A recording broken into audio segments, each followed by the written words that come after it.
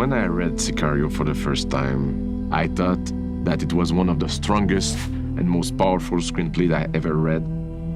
It's a visual art, and it begins and ends with the photography and him making his own interpretation of the scenes. Action!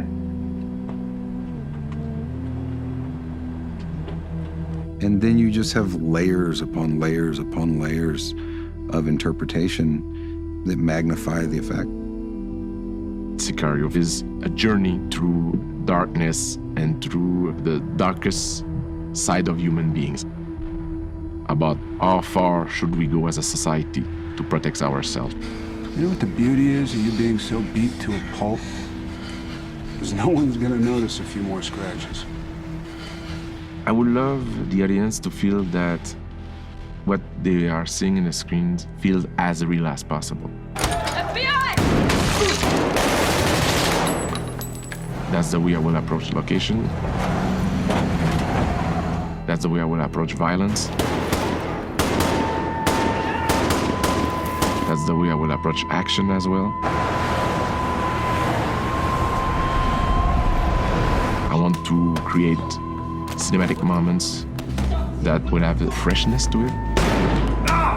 There's, of course, our sequences in the movie that will be beautiful and strong challenges. As a filmmaker, it's gonna be exciting and, at the same time, I think, deeply stressful. The visuals, they're not just kind of designed overnight. I like to start off with a general conversation about a script, with a director, and then Denis will get a lot of images from all sorts of different places. So I started doing a collage of every set or every mood or ideas for some of the scenes. The drug war is well documented. There's some really gritty, disgusting stuff that happens over there. Patrice Vermette and René April, my costume designer and production designer, they are making massive research for Sicario, like if we were doing a documentary. When we would draw visual reference from photographs or from Patrice's work, certain things that really hit the mood of the film were very influential. In this case, I brought a lot of work by Alex Webb. Alex Webb had actually shot a whole series of pictures about this subject in Mexico and on the border in the 80s. I thought his sense of composition and use of color is pretty amazing.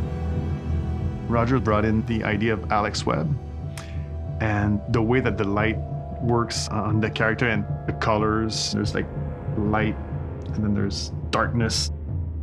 It's kind of like watching a photograph develop in the chemical bath as you start to see the mood of the film emerge through that process.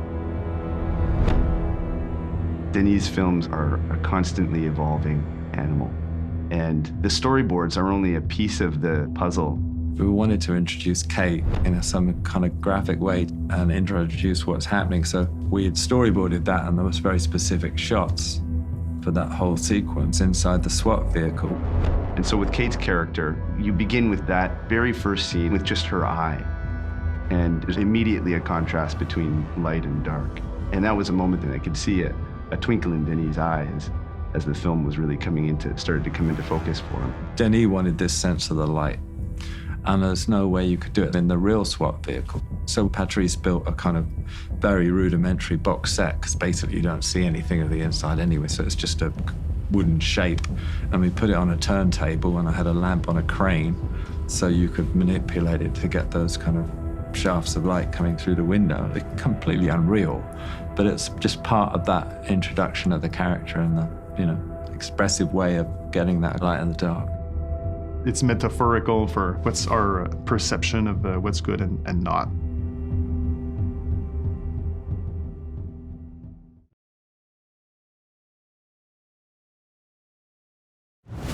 メキシコ国境の町フアレス。そこは麻薬当職にまみれた無法地帯。Gotta be careful around these people. CIA is not supposed to work this side of the fence. Go on, hunter. I'm not a soldier. This is not what I do. This is the future, Kate. Nothing will make sense to your American ears. But in the end, you will understand. ボーダーライン。